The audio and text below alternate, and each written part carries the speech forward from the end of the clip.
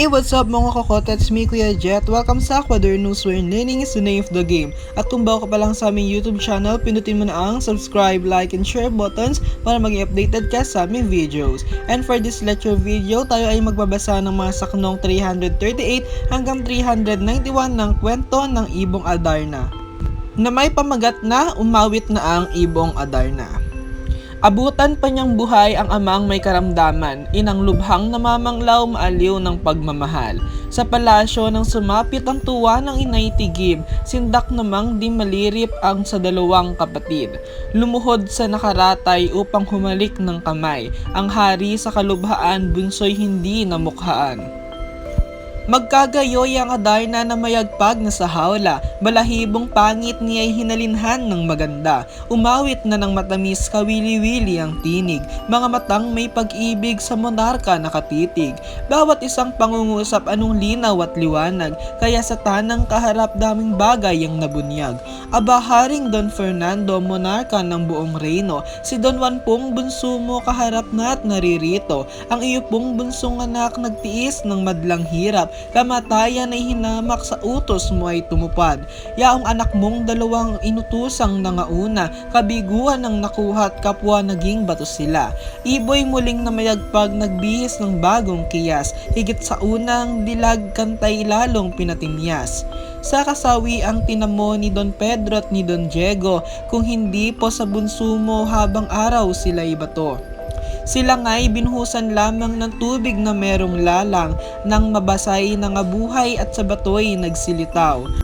Ang nagturo nitong tubig ay ermitanyong mabait na habag sa kahihibik ng bunso mong iniibig. Sinalok sa isang ilog sa libis ng isang bundok, sa linaw ay parang bubog mabisa ang dalang gamot. Silang tatlo ay piniging ng ermitanyong butihin, kasayahay walang maliw habang sila'y kumakain. Ang Adarna ay nagbihis na pang-apat na kilatis, sa kislap na umaakit ay diamanteng pagkarikit. Kasayahan ng matapos ermitanyo ay pumasok sa silid na maalindog at kumuha po ng gamot. Hari iyo pong alaming si Don Juan nagtiis ding palad niya ay hiwain, ng gabing ako'y hulihin. 7 malalim na sugat na pinigaan pa ng dayap, nang humapdi o kay antak, lamay parang hinangat-ngat. Dusang ito ay tiniis ng dahil sa kaniyang nais na ang taglay mo pong sakit ay huwag nang pakalawig. Nananahimik ang Adarna, nagbihis ng ikalimang balahibong tinumbaga, at ang sabi sa monarka, nang pauwi silang tatlo dito po sa iyong reino, nagbili ng ermitanyong wag nawang may maglilo. Masasaya sa lakaran kung may sukat ikalumbay, ito ay sa kainipan sa haba ng nilalakbay. Patuloy ang saya nila, ngunit noong sumapit na sa bundok na pangalaway, nagbago ang pagsasama. Sa apoy nakainggitan nitong anak mong panganay, nagbuko ng kataksilan, napatayin si Don Juan. Dahilan po nito'y ako, nahihiya si Don Pedrong babalitang naging batot, kabiguan ang tinamo. Salamat at nasansala ni Don Diego yaong nasa, at kung hindi ang kawawang bunso mo po ay nawala. Nasansala ang pagpatay, ngunit sila'y nagbulungan, nang malayo'y may kindatang babala ng kasawian. Awit ng iboy pinatid, muling nagbago ng bihis, ito'y lalo pang marikit sa limang na ipamasid. O kay lupit, haring mahal, nang nayari sa kindatan. Pagdakay pinagtulungan, umugin po si Don Juan. Bunso mo po'y humihibik na tigilan ng pasakit, ngunit itong mga ganid ay lalo pang nagmabangis. Sa suntok at mga tadyak, si Don Juan kulang palad, mapasigaw, mapaliyad at sa bato'y masungad-ngad. Kaya lamang tinigilay ng lugmok na't walang malay, iniwan sa kaparangan at ako nga ay tinaglay. Laking galak ng dalawa nang ako po'y maagaw na, habang daay anong sigla ng halakhak at pagtawa. Ikapitot katapusang awit nitong ibong mahal, bago niya sinimulan na tayo'y nagpakahusay. Balahibong inilabas sa karbungkong nagniningas, kaya't lalong nang gilaslas ang tanang dooy kaharap. Tatapusin ko ang awit ang sa bunsong mga sakit.